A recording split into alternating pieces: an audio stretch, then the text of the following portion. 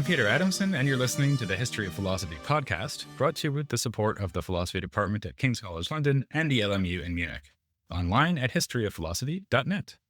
Today's episode will be an interview about Descartes and Elisabeth of Bohemia with Ariane Schneck, who is just moving from the University of Bielefeld to the American University of Cairo. So she'll probably be there by the time you hear this. Hello, Ariane. Hello. Thanks so much for coming on the podcast to talk about these two exciting figures. Let's start by reminding the listener what we've already been discussing in the last couple of episodes, which is that there's this correspondence between Elisabeth of Bohemia and Descartes. How did they get into this exchange of ideas, and how would you characterize the letters that we have that survived? Like, what's the tone? How much is there? And so on. Hi, thanks for having me here. I'm very excited to talk about Descartes and especially Elisabeth of Bohemia. And how they got into the exchange was that Elisabeth was very well educated. She was very much interested in philosophy, in mathematics, but also in other sciences. And because of this interest, she read the Meditations already early. They were published in 1641.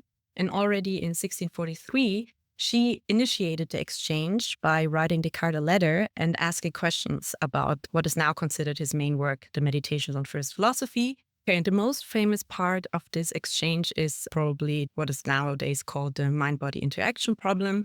So in her first letter, she asked Descartes a question about that, or several questions about that. But then they quickly came from discussing that problem to also discussing mathematical problems. For example, Descartes sent her a geometrical problem for which he had found an algebraic solution, the so-called problem of the three circles, or Apollonius problem.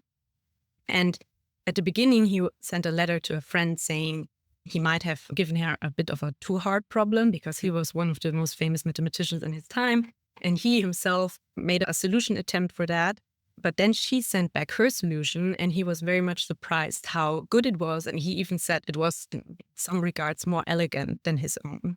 But they did not only discuss philosophy and math, but also all other kind of scientific topics. They discussed Elisabeth's mental and physical health problems, from her so-called melancholia to her low-grade fever, family struggles, political affairs in the context of the 30 Years' War in which her family was involved. And for example, in regard to moral philosophy, they discussed Seneca, and political philosophy, they discussed Machiavelli. And all in all, we have almost 60 letters that the two exchanged, which in the latest English translations are about like 120 pages of text. And you also asked me about the tone. So the tone between them is very friendly. Elisabeth always signs her letters with your most affectionate friend or your very affectionate friend. And he signs them with your most humble and obedient servant. But like the way they exchange, the way they write the letters sounds as if they were actually like really good friends. Like they saw each other during the time when they had the letters exchanged. They also a couple of times met in Den Haag because they were both in the Netherlands at the time. And she even said that sometimes not only reading his letters or like following his philosophical advices, but just seeing him in person would help her. She said, your presence was what brought the cure to me, like when she was not feeling well. And what is also maybe interesting is that she sometimes would frame her questions or her critical remarks in a tone that was maybe influenced by politeness standards of the time, or maybe also gender stereotypes.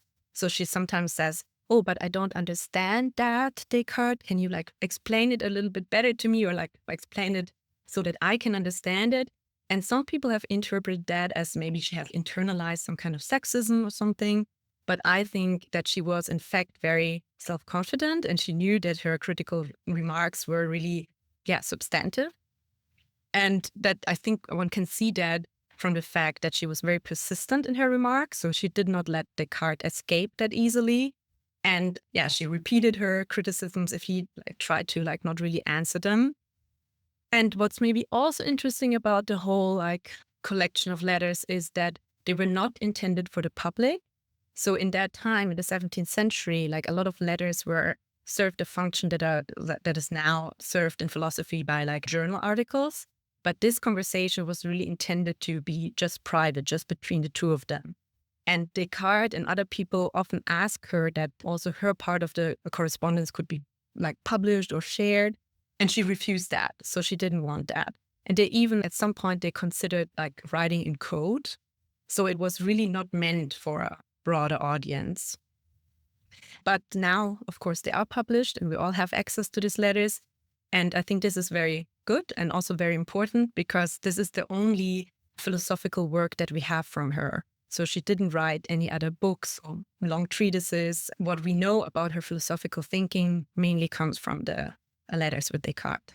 I think that's really interesting what you were saying about her apparent protestations of ignorance. Like, oh, I didn't get that. Can you explain it to me again? Because actually the power dynamic between the two of them is very interesting. So you mentioned gender, right? So she's a woman, he's a man, but also she's a princess. He's nothing like that. He's older than her as well. So I found reading the letters, it was quite hard to tell who was in charge, if you see them, who's the superior person in a sense. Like he signs it, as you said, you're humble and obedient servant. So that suggests that she's in charge, but he's this esteemed philosopher. So that suggests that he's in charge. I think it's quite a complicated thing to tease out. Yeah, that's very interesting because, I think there are different hierarchies between them. Of course, she belongs to a royal family. He's lower nobility. So she's, in that sense, very much in a position of power compared to him.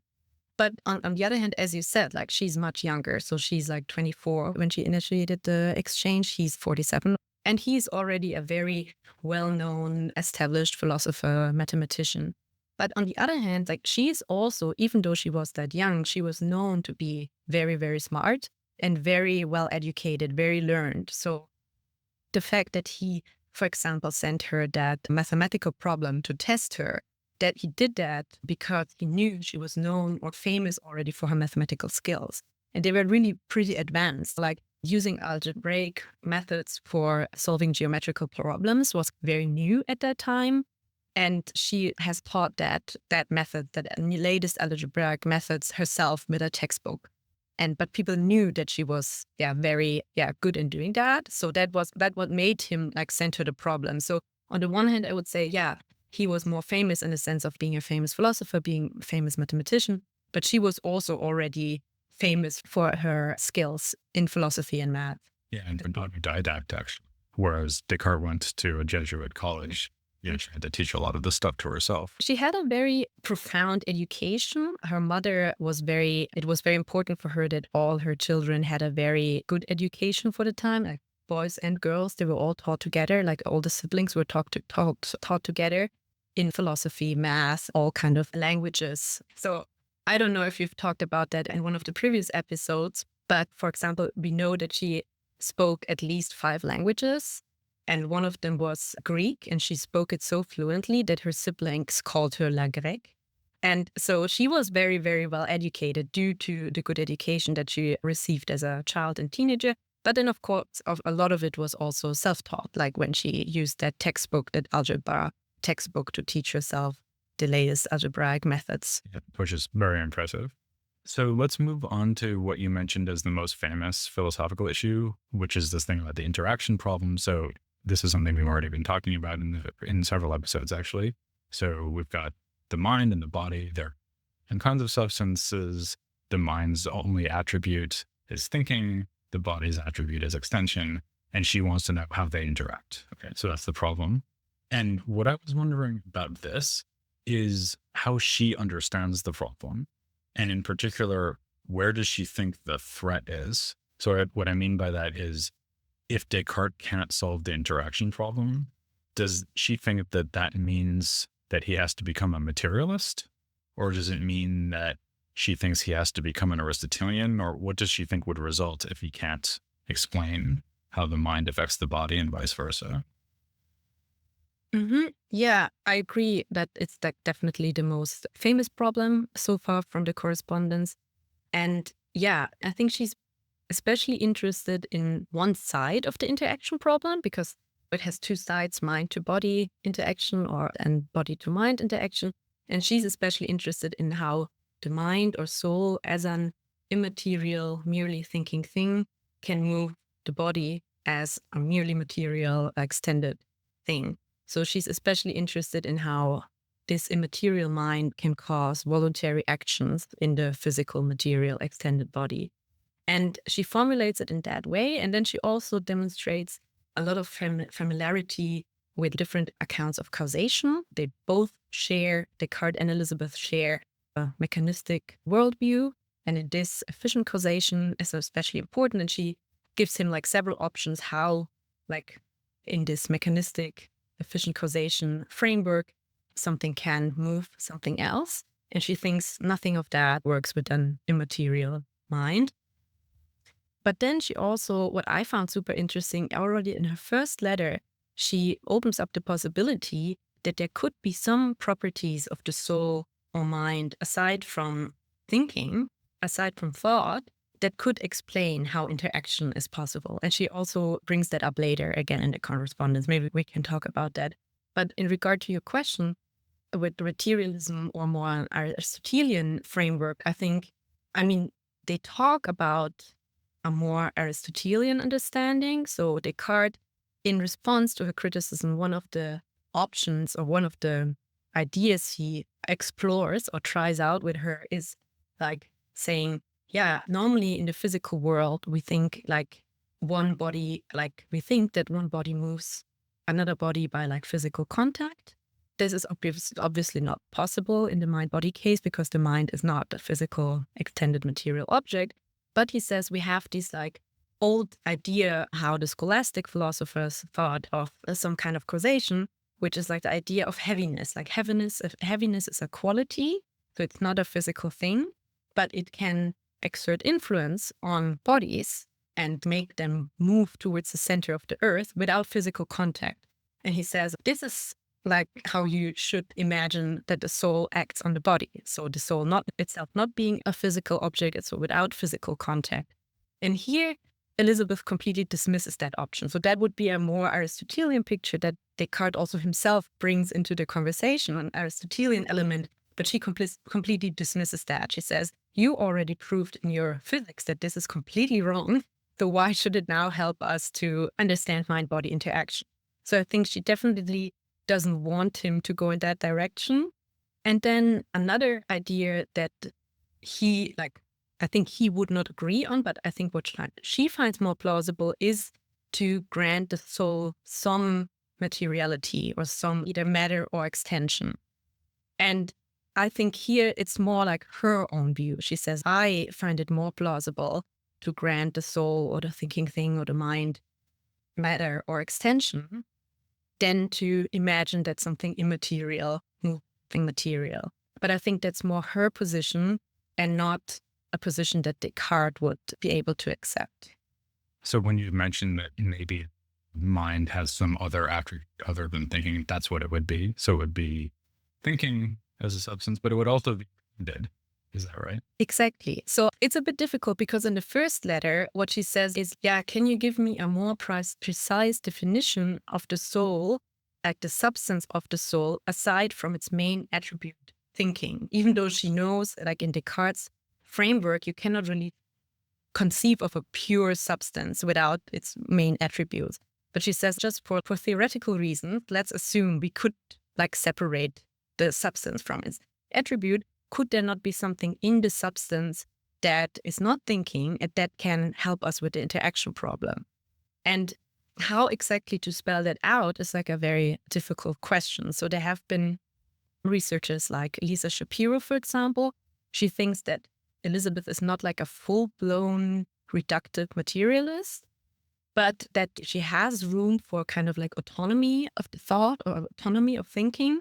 But she thinks that autonomy depends on the body in some sense. So it's not full materialism or reductive materialism. And then other people, for example, Deborah Tollefson, have argued that she has indeed a little bit of a conception like Henry Moore. So the soul not being material, but nevertheless extended. And what does that mean?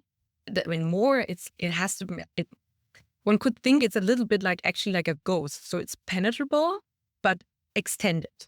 And Deborah Tollefson thinks it goes a little bit in that direction because she talks about, the soul could be extended. And then you had like at least one option of imagining how interaction would be possible, but not material. So these are like two options in that direction. Obviously, these are options that Descartes would certainly not want to accept. Does he say anything back to Elisabeth beyond what he's already said in the Meditations, for example, that would actually help solve the problem? He says a lot of things back. Whether they actually help to solve the problem, I'm not so sure. I think most people are not convinced that he solved the problem. But how he tries to answer her criticism is first by this scholastic notion of heaviness. She dismisses that. And rightly, by the way, since as she says, he doesn't believe in heaviness. And not in scholastic qualities or real qualities or something, of course. Yeah. And then one way that he tries to answer that I haven't mentioned is that he writes of so-called primitive notions. So he says we have primitive kind of concepts, for example, of the soul as a merely thinking thing, of the body as a merely extended thing. But then he introduces a third primitive notion, that is the one of the union between mind and body. And he says that sensation shows us that there is this union, that interaction is possible, and there is this union between mind and body. And this had led like commentators to think about whether he actually had not two substances, that he was like a substance dualist, but maybe a substance trialist with a third substance, which is like the union between mind and body. But then he emphasizes sensation in that context. And this is interesting because people have written a lot about, how can sensation help us with understanding mind-body union and depending on that, understanding mind-body interaction. But then Elisabeth says, and I think that's also like very well argued from her. So she says, Descartes, I also know that there is interaction. I can feel it. I have sensation that show, but I want to understand how it's possible. And this notion of a third primitive substance doesn't really help with that. Yeah, it's just a kind of name for the phenomenon. Exactly. And an explanation of the phenomenon. Another phenomenon, other than sensation, that seems to bind the soul to the body would be the passions, which, of course, Descartes wrote about at her behest, right? But it also comes up a lot in the letters. As you mentioned already, she suffers from melancholy, she suffers from fever, she's upset about all these horrible things that have happened to her family. And it seems that there's a connection between the mind-body interaction problem and this concept of the passions. Is that right? Yeah, yes and no. There's definitely a connection between because passionate experience, like experiencing passions, presupposes that there is mind-body union and mind-body interaction. Because like passion for Descartes is something that is caused by the body to some extent, but felt in the soul. So the whole passionate experience also already presupposes mind-body interaction. And I have the feeling in the part of the correspondence, so the so-called later part, where they mainly discuss the passions and emotions and the possibilities that we have to control our emotions, there they're already like assuming that mind-body interaction works. So they don't go into these problems anymore. The conversation about the problem of mind-body interaction stops when Elisabeth says, Descartes. Yes, okay, Descartes. I know that I feel that mind and body can interact, but I don't know how. And then they never really take that up again. But then when they discuss the passions, they seem to assume, okay, we don't really know how it works, but we know that it works. And now let's talk about in more detail about the phenomenon of experiencing emotions. What are they? How many are there of them? And how can we rationally control them or not? As if they've solved the problem or agreed to pretend the problem has been solved. Maybe they solved it walking around a garden instead of in letters form, and we just don't know what the solution is. We know that we don't have all the letters. And we have the last letter on the problem, on the interaction problem, is Elisabeth insisting, okay, but how? And then they start to talk about mathematical problems. So maybe there is somewhere a letter where Descartes solved it. Yeah, frustrating. Yeah. If they find the letter, I'm going to have you back. Discontinue in another interview. But for now, let me ask you something else about Elisabeth's take on this issue. What is her view of the passions? Or does she have a view on passions? Or is she just pushing Descartes on it? So she says, I want you to explain this to me, very much like with the interaction problem. She's demanding an account from him. But you said when it came to the soul and the interaction problem, that we can tease out possible position that she seems to at least be considering. Does that happen with the passions as well, do you think? Yes, I think with the passions even more so because like we don't have so many letters on the interaction problem, but we have a lot of like letters where they talk about the passions. And there the whole story how Descartes got into that topic kind of is because she was suffering from melancholy, like nowadays we would maybe say she was a little bit depressed because of a lot of sad things happening to her and her family members. And Descartes was supposed to cure her. So they got into this discussion of, especially the main question they had was how to preserve one's happiness if a lot of like unfortunate things happen to you. And in this discussion, Elisabeth was like, okay, I need to understand the passions better. And then they got into the exchange. And she also pressured him to write what is now known as The Passions of the Soul, the last work Descartes published. And he drafted a first version of that, sent it to her, and she commented on it. And in the correspondence, they discuss that what they call the little treatise on the passions, which was like the draft version of the later Passions of the Soul. And especially when you compare the correspondence with then Descartes' published version, I think you can first very well see like that she had her own philosophical position from which she argued, and then also how she influenced Descartes. And I mean, the main question was, how can we stay happy even though a lot of like sad things are happening to us? And I think there also the historical background is important. 30 Years War, a lot of like her family, Elisabeth family was very much involved there, but Descartes also had to move around a lot. They both lived in exile. It was a kind of like hard time. So I think both of them were interested in this question, okay, how can we stay happy? And Descartes proposed a kind of, pretty much a neo-Stoic solution. He was not a absolute like clear-cut neo-Stoic, but he has certainly like neo-Stoic elements in his thinking on the passions and the possibility of rationally controlling one's passions. And his idea was, okay, first you have to really think about what you're doing, what would be like the best thing to do. Then you have to like really resolutely do whatever like your reason tells you is the most rational thing to do. And then there are a lot of things that will, of course, still not go well or things you cannot get. But there you should always just tell yourself that this was then not in your hands. Either like you think you cannot have these goods that you want, or you tried your best, things didn't work out well, but you did all you could.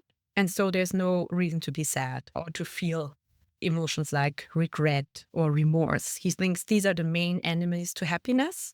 And also like desire for things that you cannot get. And Elisabeth very strongly argues against this new Stoic like cognitive therapy. And I think she does so from her own philosophical point of view. And I personally think it's one that is inspired more by an Aristotelian tradition. And as is Descartes with like a more neo-Stoic line. And that would be Aristotelian because she thinks that the virtuous person would feel appropriate regret under certain circumstances. Is that the idea? Or even maybe anger or something like that? Yeah, she definitely thinks that emotions serve a lot of positive functions. First, she also thinks that the kind of emotional control or rational control over our emotion that Descartes thinks is possible, that this is just not possible. Like she thinks that it's just not feasible to, for example, not desire certain external goods, also if you cannot have them. So she says often, I know I cannot be healthy or I cannot do anything to have the financial means to live, but I still want them. So just like acknowledging that I cannot do anything to get them doesn't make me stop wanting them. And then she thinks, for example, that with like family members or good friends, you are emotionally involved with them, you're emotionally entangled with them. And you cannot stop like caring for them, even though you know there's nothing you can do. So she thinks that a lot of what Descartes says like that we can like just stop our emotional entanglement or our emotional investment, that it's just not possible to do that. And also like, for example, with regret, Descartes and the correspondence very much criticizes. He thinks regret is especially bad for our happiness when we regret things. So this is like one of the emotions that we should control. And she thinks, and I think here it's also interesting because I think she here argues from the perspective of someone who was educated also to have political responsibility, maybe reigning a kingdom or something one day, something like that.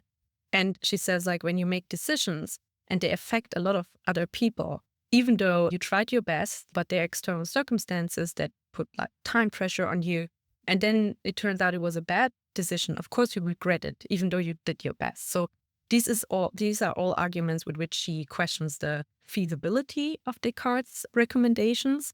But then she also thinks it's not desirable. So even if we could exercise rational control to the extent that Descartes thinks we can, she thinks it's not desirable. And I think both of the feasibility and the desirability show like a more like broadly Aristotelian thinking.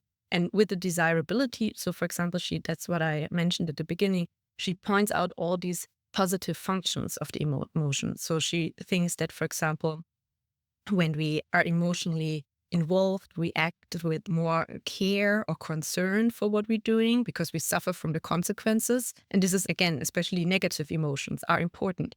When I know that I will be very, very sad if I don't act, then I really try my best to do the best I can. And she also thinks that the passions give our actions more force, so more drive, as to say. And she also thinks that especially, again, negative emotions like regret have something like a corrective function. So if we don't regret things, we don't really try to do better next time.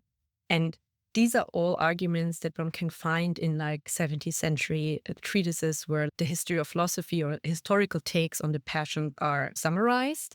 And they're like, what she says very much resembles how the peripatetics are characterized in that time. Well, that's really interesting. I hadn't thought about that she was coming back against Descartes with a more scholastic or Aristotelian perspective. That's really surprising, but also fascinating.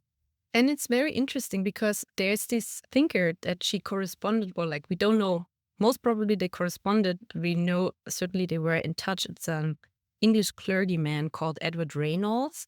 And he dedicated also a treatise on the passions to her, but much before she even started her correspondence with Descartes. So in 1640, Edward Reynolds wrote in his dedicatory letter for his treatise on the passions that he dedicates it to Elisabeth because she has read and approved of his book on the passions. And if you look at that book from 1640, you can see that he summarizes all these historical positions. And he summarizes what the Stoics thought, what the Peripatetics thought, and his characterizations of the peripatetic position very much resembles what she answers, replies to Descartes. Okay. On the Descartes side, do you think that he actually has been influenced by her to make significant changes or improvements to his previous positions? Yeah, depends on I think yes, but it depends on which previous positions. In comparison to what he wrote in the Meditations, there are people who think, so for example, Lisa Shapiro thinks that he might have weakened his mind-body dualism in the Passions, like when he writes the Passions of the Soul, that he might not have been such a strict mind-body dualist anymore as he was in the Meditations. And that could be due to the influence of Elisabeth. And Lisa Shapiro argues for that by saying that, like what I also said, like at some point in the correspondence, they don't talk about the interaction problem anymore. They just assume it's possible. So she thinks Lisa thinks that's maybe a sign that he has kind of like, at least weakened his dualism and just thought, okay, they interact. We don't really know why or how. Maybe, he's not a strict dualist anymore. But what I find particularly interesting is not the comparison between the Meditations and the Passions of the Soul, but a comparison between the correspondence and the passions of the soul. Because as I already mentioned, they discuss the draft version of the passions of the soul. And there are a lot of concepts where Elisabeth criticizes him. And then he, in the correspondence, says, okay, you're right. Your critical point is taken. And then when you look at the passions of the soul, he actually takes over her position. So he abandons his first attempt that he had stated in the little treatise on the passions and takes over her position. Before we stop, I just wanted to ask one broader question, which is about her place, not so much in early modern philosophy as a whole, since that's probably too big a question, but her place in the story of women in early modern philosophy. So as we're going to be seeing in episodes to come, there will be a lot of figures who are doing philosophy, also talking to male philosophers like Leibniz, for example. So there are a lot of these cases of correspondence between women and men. But she is the first woman philosopher we've covered from the 17th century, unless you count people I looked at when I was doing the Renaissance. So where would you fit her into that story? Do you see her as a kind of pioneering figure, or do you see her as just part of a broader trend?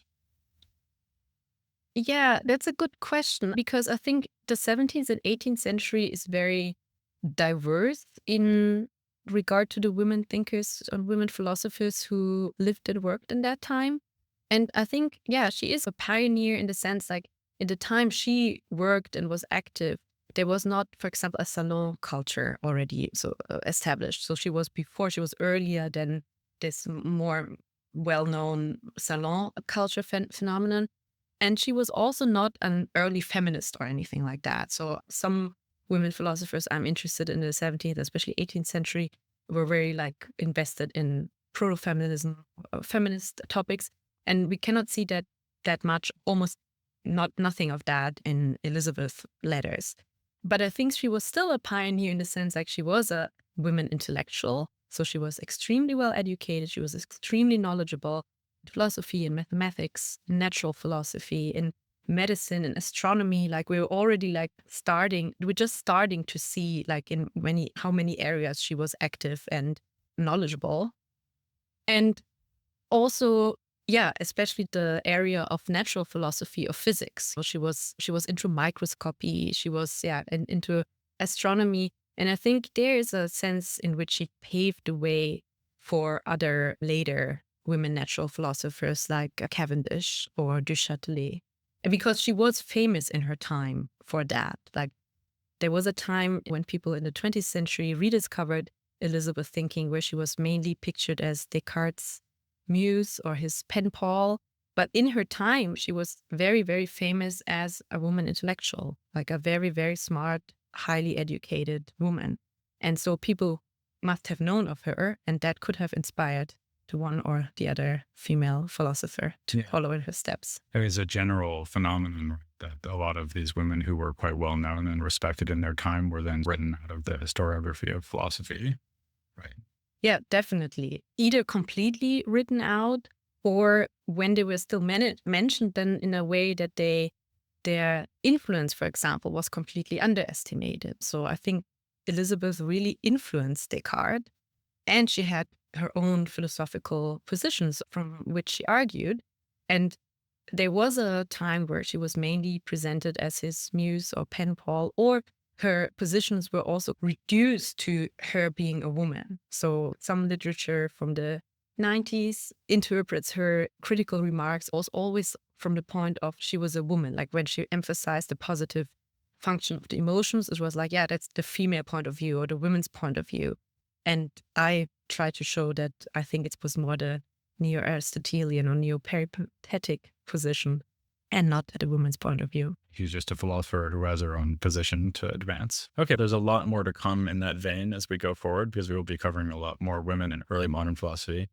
And in fact, in a couple of episodes, I'm even going to be looking at the relevance of Cartesianism for the status of women. So, for example, if you think you're a disembodied mind, then maybe it doesn't matter what gender you are, male or female. So we'll get to that soon. What I'll be doing next time is just looking at the immediate impact of Descartes, especially amongst his closer followers and de la Forge. And we'll have our first chance to start looking at occasionalism. That'll be interesting. For now, I will thank Ariane Schneck very much for coming on the podcast. Thank you. And please join me next time for early Cartesianism here on the History of Philosophy without any gaps.